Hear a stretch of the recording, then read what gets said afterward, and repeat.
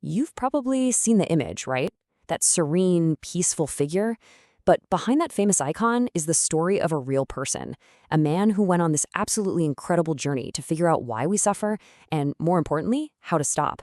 This is the story of the man who literally woke up. So who was this guy really? I mean, before he became the Buddha, he was just a man. He had a family, a home, a life that was about to be turned completely upside down.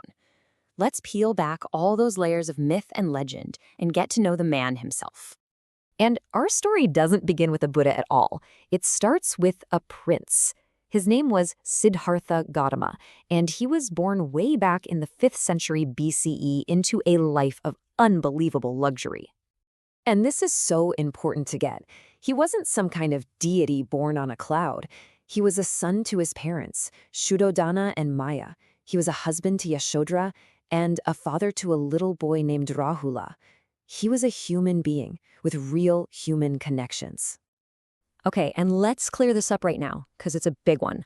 Buddha is not his name. It's a title. It literally means the awakened one. It's something he earned, a title he got after he achieved this profound state of enlightenment. So you've got to be asking, right? How does a prince who has literally everything you could ever dream of just up and leave to go on a spiritual quest? Well, it all starts when the walls of his perfect, sheltered world come crashing down. So, the story goes that when Siddhartha was born, a prophecy was made. He'd either become a mighty king or a great spiritual teacher.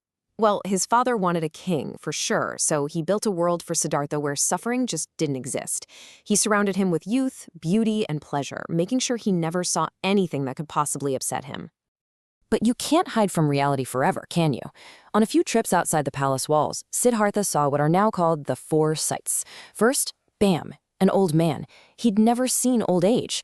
Then a sick person, teaching him about disease. And then a corpse, which confronted him with the unavoidable reality of death. It completely rocked his world to realize this happens to everyone, including him. But then he saw the 4th sight, a calm, wandering holy man, and that gave him a glimmer of hope. Maybe there was a way to find answers. And just like that, everything changed. The palace that was once his paradise now felt like a prison, a beautiful cage. But the life of a seeker, a samana, as it was called, that seemed like total freedom, the free open air, where he could actually search for a real solution to all this suffering. So at 29 years old, he did the unthinkable. He walked away from it all.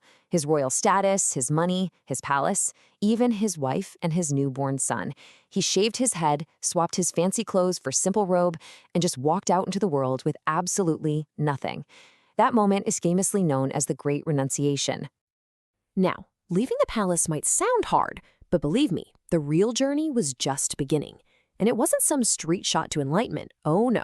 His quest first took him to the absolute limits of what a human being can endure. At first, he did what any of us might do. He went looking for experts. He found the best meditation teachers around, guys like Alara Kalama and Uddaka Ramaputta. And he was a natural. He quickly mastered everything they could teach him. But even in those incredibly deep states of meditation, he knew this wasn't it. This wasn't the permanent end to suffering he was looking for.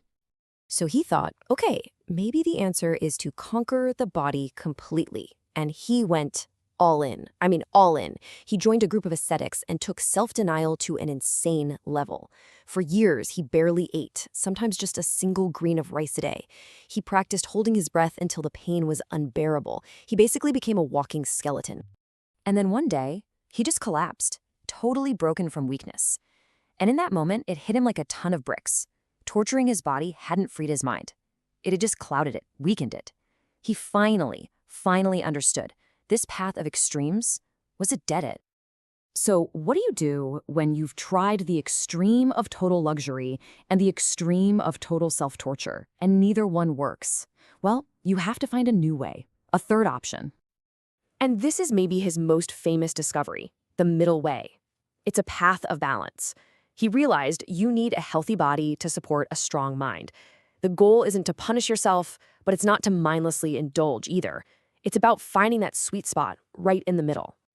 So after regaining some strength, he found a quiet spot under a peepal tree, what we now call the Bodhi tree, and he sat down to meditate with this incredible determination. He basically made a promise to himself. I am not getting up from this spot until I find the answer, whatever it takes. All through the night he sat, going deeper and deeper into his own mind, facing all his fears and doubts. And then, just as the morning star appeared in the sky, it happened. The breakthrough. He saw with perfect clarity the nature of reality, the cause of all suffering, and the path to end it forever. He had woken up. He had broken free from samsara, that endless cycle of birth and death.